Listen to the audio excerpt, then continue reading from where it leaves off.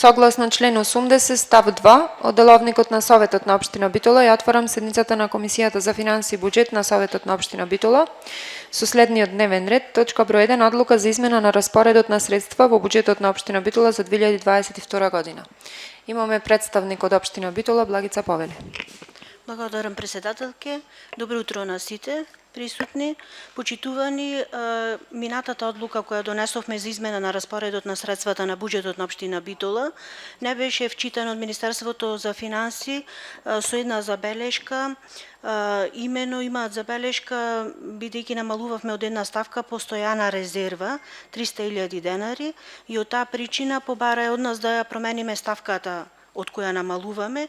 Наместо постојана резерва ние ставивме овај пат разни трансфери, 464.990 се намалува за 300.000 денари и во делот на дотациите кај образование, каде што извршивме исто така пренамена на средства, средствата во висина од 639.000 денари обезбедени за едно училиште кој требаше да изврши поправка на парното грејење, бидејќи не е во можност да изврши распишување на тендер, се пренаменуваат во ставката течни горива 427.240, а средствата за училиштето се предвидени во наредната 2023 година.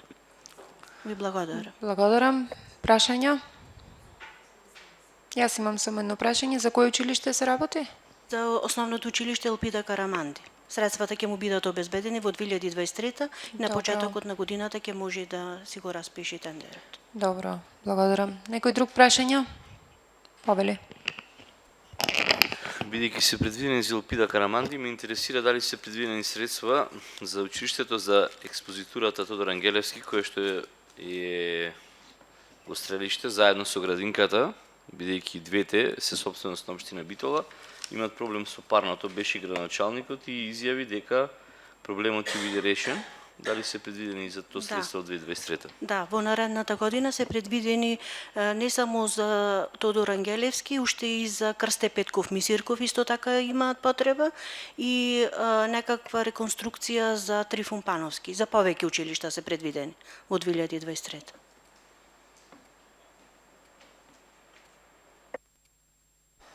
Благодарам. Друго нешто? Колега Корлевски? Толку? Благодарам. Доколку немаме други прашања, ја ставам точката на гласање. Кој е за, ве молам да крени рака. Едногласно констатирам дека со тоа е завршена Комисијата за финансии и буџет. Ви благодарам.